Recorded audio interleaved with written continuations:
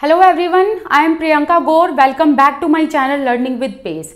आज हम लोग डेवलपमेंट एंड लर्निंग इन दोनों ही प्रोसेस के बीच का लिंक समझेंगे, इन दोनों ही प्रोसेस के बीच का रिलेशनशिप समझने की कोशिश करेंगे। ये पार्ट सब्जेक्टिव है, इसीलिए मैंने इस पार्ट को ऐसे लिखा है। जैसे कि मैं इंग्लिश पेडागोजी जब करा रही हूँ आपको साथ साथ, तो उसमें भी मैं इसीलिए लिखती हूँ क्योंकि वो सब्जेक्टिव पार्ट है और मैं नहीं चाहती कि कुछ भी इंपॉर्टेंट मिस हो जाए, राइट। और आपको ऐसे नोट्स बनाने में भी आसानी होगी। चलिए शुरू करते हैं हमारा आज का टॉपिक, डेवलपमेंट एंड लर्निंग। हर एक साइकोलॉजिस्ट, हर एक थ्योरिस्ट की अपनी अपनी आइडियोलॉजी होती है, राइट। सबका अपना अपना विजन है, सबका अपना अपना थॉट प्रोसेस है। कहीं पर सिमिलैरिटी होती है, कहीं पर सेग्रीगेशन होता है। कुछ साइकोलॉजिस्ट ऐसे थे जिनका ये मानना था development leads to learning, and कुछ साइकोलॉजिस्ट ऐसे थे जिनका मानना था लर्निंग लीड्स टू डेवलपमेंट। क्या मतलब हुआ इस लाइन का? मतलब ये है कि कुछ साइकोलॉजिस्ट का ये मानना था कि जब बच्चे का विकास होता है उसी टाइम पर बच्चे की लर्निंग होती है विकास की वजह से। बट कुछ साइकोलॉजिस्ट का ये मानना था कि नहीं, जब बच्चा सीखता है सीखने की वजह से उसकी डेवलपमेंट होती है। यहां पर हमने क्या देखा, एक साइकोलॉजिस्ट का कुछ और व्यू है, एक का कुछ और व्यू है। बट हम जब साइकोलॉजी पढ़ेंगे तो हम इन दोनों ही व्यूज को नकार नहीं सकते। हम इन दोनों को समझ के चलना पड़ेगा कि एक बच्चे की लाइफ में डेवलपमेंट कैसे होता है, लर्निंग साथ में, मतलब एक बच्चे की लाइफ में डेवलपमेंट लर्निंग के साथ होता है, लर्निंग डेवलपमेंट के साथ होती है। हमें इन दोनों व्यूज को पूरी इंपॉर्टेंस देनी है, राइट। तो चलिए पढ़ते हैं अब डेवलपमेंट एंड लर्निंग का relation. A teacher should teach according to development patterns of child. मतलब एक टीचर को बच्चे को उसके डेवलपमेंट पैटर्न्स के अकॉर्डिंग पढ़ाना चाहिए।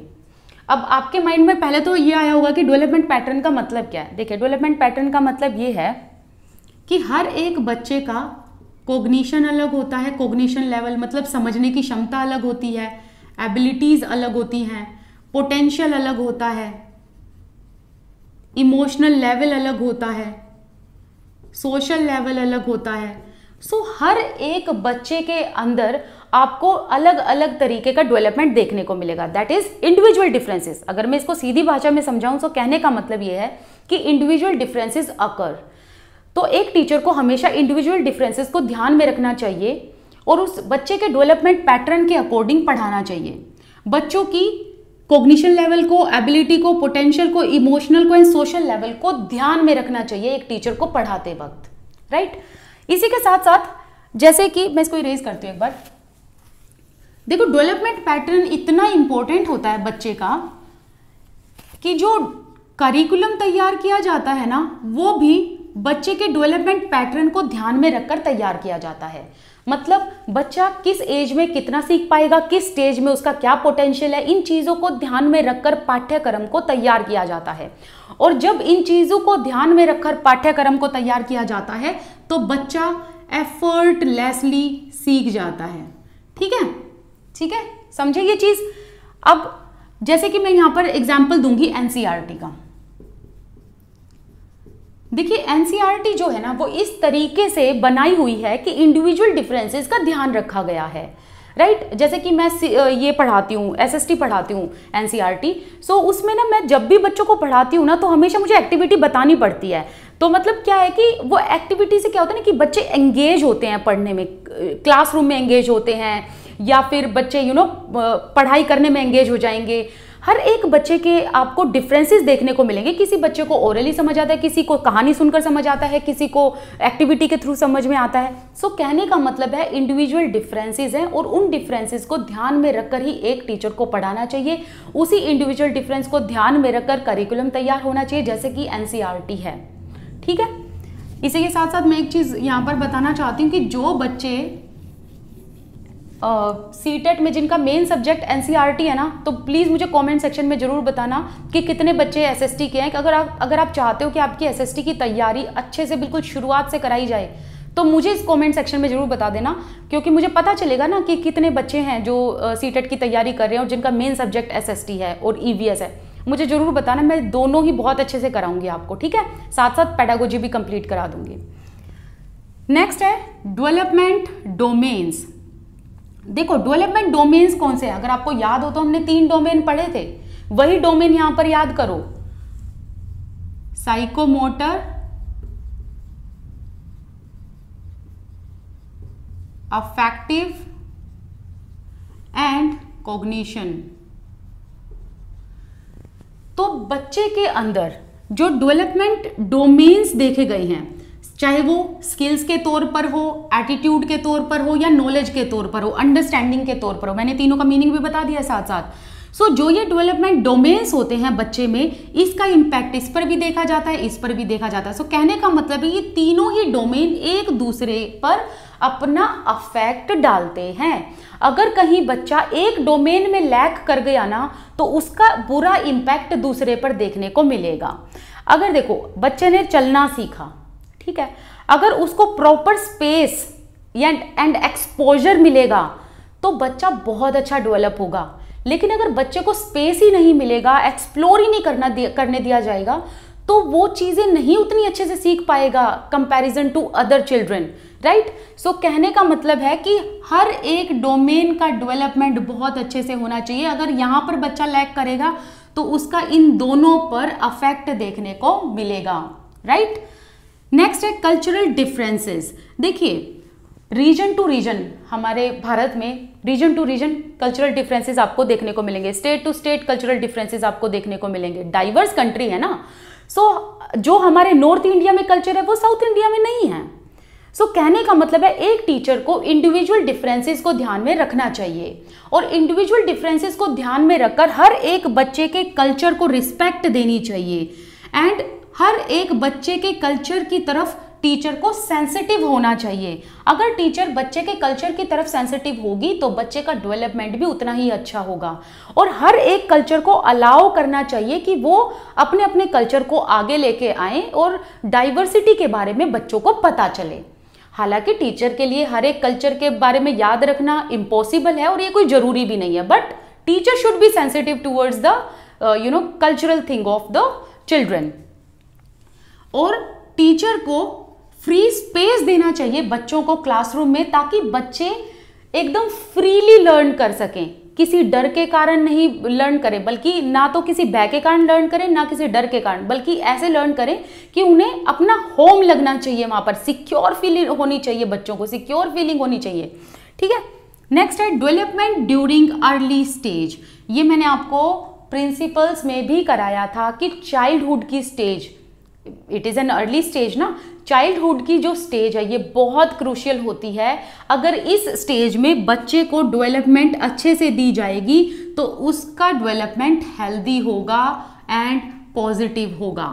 अगर बच्चे को डेवलपमेंट अर्ली स्टेज में अच्छी नहीं मिलेगी, अच्छा एनवायरनमेंट नहीं मिलेगा, तो ये जो अर्ली स्टेज का इम्पैक्ट है, ये इम्पैक्ट उसकी यंग एज पर भी देखने को मिलेगा। सो ऑल एंड ऑल कहने का मतलब है कि अर्ली स्टेज में जो बच्चे को डेवलपमेंट प्रोवाइड की जाएगी, लर्निंग प्रोवाइड की जाएगी, उसका इम्पैक्ट यंग एज में देखने को मिलता है, राइट।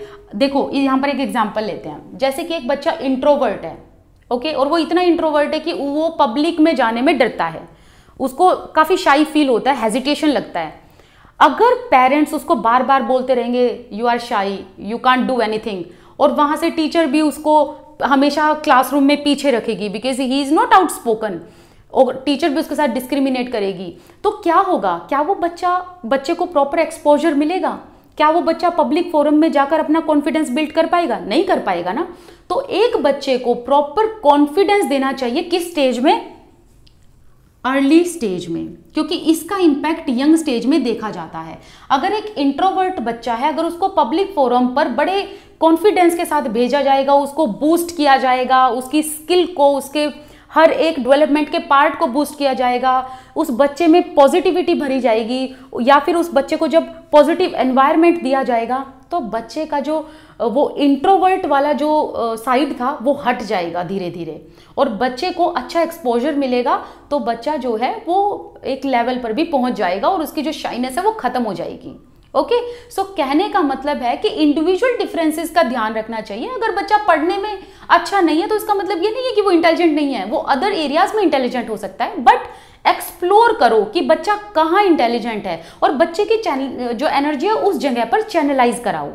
ओके, तभी तो हमारे आजकल देख रहे हो ना कि बच्चों के और पेरेंट्स के बीच में पीटीएम होती है। यही तो रीजन है कि बच्चे का ऑलराउंड डेवलपमेंट हो, कि पेरेंट्स जो है वो बच्चे को इतना एकेडमिक भी प्रेशर ना करें। अगर उनका बच्चा अच्छे से नहीं पढ़ रहा तो पेरेंट्स को समझाओ कि आपका बच्चा अदर चीजों में अच्छा है, इट्स ओके, ठीक है, लेकिन एकेडमिकली उसको कितना इंप्रूव किया जा सकता है, वो उसके लिए किन मेथड्स को अपनाया जाना चाहिए, मतलब कि बच्चे की नीड क्या है। कहने का मतलब है कि सपोज करो बच्चा एकेडमिकली कहीं लैग कर रहा है, मैथ्स में लैग कर रहा है, सो टीचर को उस बच्चे के डेवलपमेंट पैटर्न को देखना चाहिए कि बच्चा कहाँ तो लैग कर रहा है, और फिर उस लैग को फुलफिल करने की, मतलब उस लैग को, उस गैप को भरने की कोशिश करनी चाहिए टीचर को।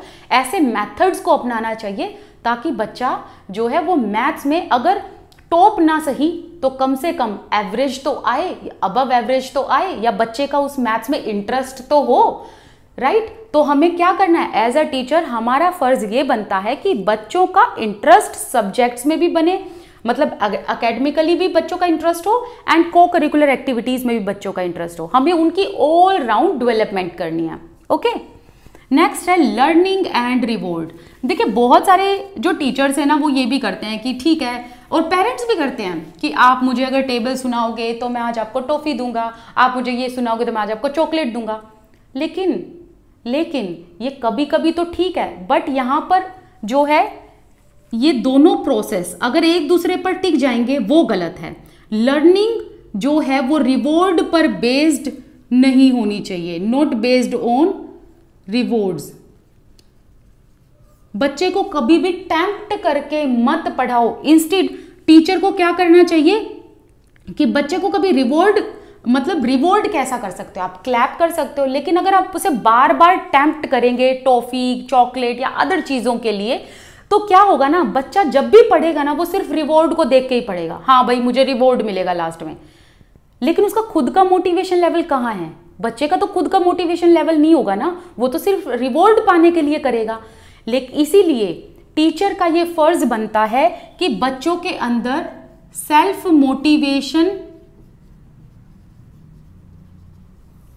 भर दे, मतलब बच्चों को सेल्फ मोटिवेटेड करें, ठीक है।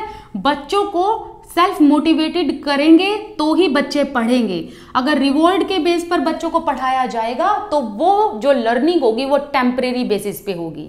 टेम्परेरी बेसिस का मतलब क्या है, बच्चों को अगर आप रिवॉर्ड दोगे, अब वो सिर्फ रिवॉर्ड पाने के लिए पढ़ेगा, ना कि खुद से वो कुछ करने के लिए पढ़ेगा। तो इसीलिए एक टीचर को, एक पेरेंट को बच्चों को जब लर्निंग करानी है तो वो उस तरीके से करानी चाहिए कि बच्चों के अंदर सेल्फ मोटिवेशन हो, खुद से पढ़ने की एंड आगे बढ़ने की इच्छा होनी चाहिए। ओके, चलिए नेक्स्ट है डेवलपमेंट्स प्रेडिक्टेबिलिटी। ये हमने डेवलपमेंट के प्रिंसिपल में किया था कि डेवलपमेंट जो है इट इज क्वाइट प्रेडिक्टेबल। हमें बच्चे की ability, potential, capability, learning style, ये सारी चीजें पता चल जाती हैं डेवलपमेंट से, राइट। सो उससे क्या होता है, चाइल्ड की एबिलिटी पता चल जाती है। तो इससे फैसिलिटेटर जो टीचर है या जो उस बच्चे को पढ़ाने वाला है या सिखाने वाला है, फैसिलिटेटर में सिर्फ टीचर ही नहीं, पेरेंट्स भी आ गए, अदर लोग भी आ गए जो बच्चों को सिखा रहे हैं, राइट। वो सारे फैसिलिटेटर्स को आसानी हो जाती है बच्चे के साथ डील करने में अगर बच्चे की चाइल्ड एबिलिटी पता चल जाए तो। नेक्स्ट है social context influences learning. That means कि देखो बच्चा सोसाइटी में रहता है, राइट। तो सोशल कॉन्टेक्स्ट जो है वो बहुत ज़्यादा इंपॉर्टेंट और इम्पैक्ट डालते हैं बच्चे की लर्निंग पे। बच्चे का सोशल स्टेटस कितना है, बच्चा एनवायरनमेंट में कितना रहता है, पॉजिटिव एनवायरनमेंट है कि नेगेटिव एनवायरनमेंट है, बच्चे का इकोनॉमिक लेवल क्या है, क्योंकि पेरेंट्स के इकोनॉमिक लेवल भी बहुत मायने रखते हैं। दैट डजंट मीन कि पुअर जो फैमिली से बिलोंग करते हैं उनके बच्चे की जो लर्निंग है वो खराब होगी, नो नो नो। कहने का मतलब है कि ये हर एक एरिया को आप भूल नहीं सकते हो, राइट। इकोनॉमिक स्टेटस हो, सोशल स्टेटस हो, हर एक एरिया जो है वो हमें ध्यान में रखना है कि अगर बच्चे का इकोनॉमिक एरिया, अगर लैक भी बच्चा कहीं कर रहा है इकोनॉमिकली, तो उसको लैक ना होने की बजाय उसको आगे बढ़ाया जाए, उसको टीचर को पुश करना चाहिए आगे, राइट। तो उस बच्चे के अंदर इंफीरियरिटी की भावना नहीं आने देनी चाहिए। चलिए नेक्स्ट है children plays active role.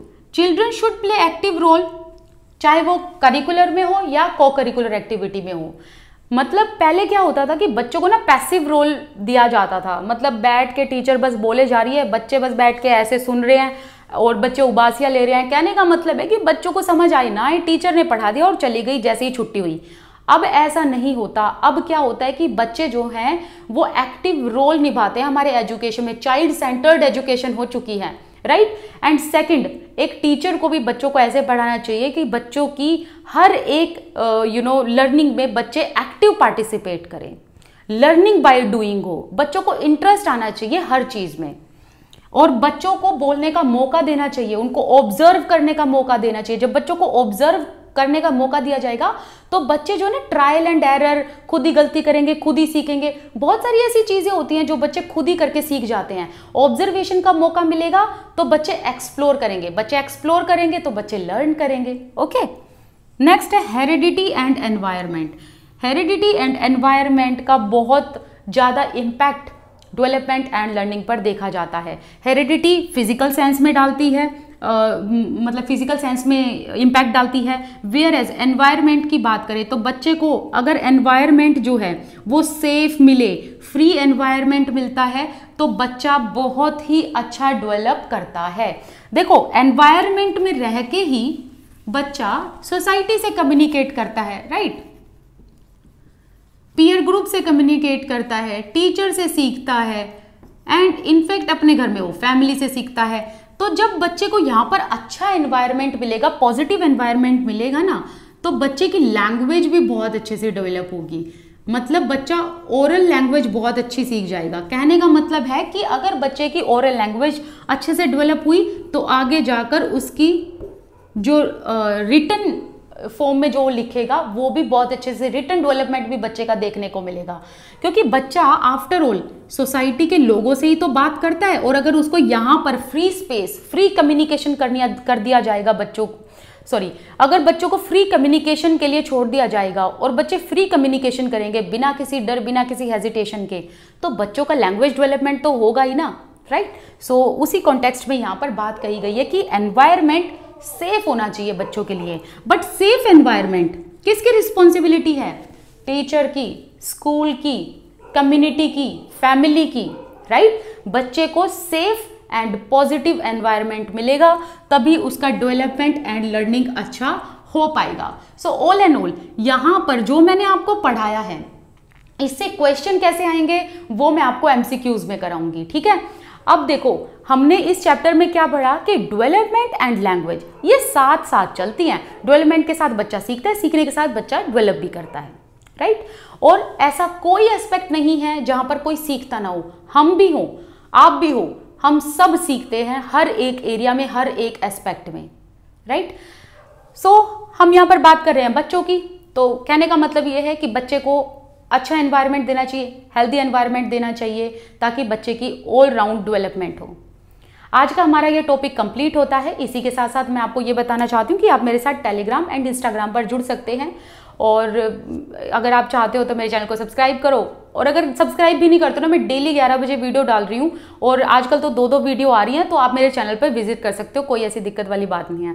This is Priyanka Gaur. I wish you all the best, keep learning. Thank you so much for watching this video. Thank you.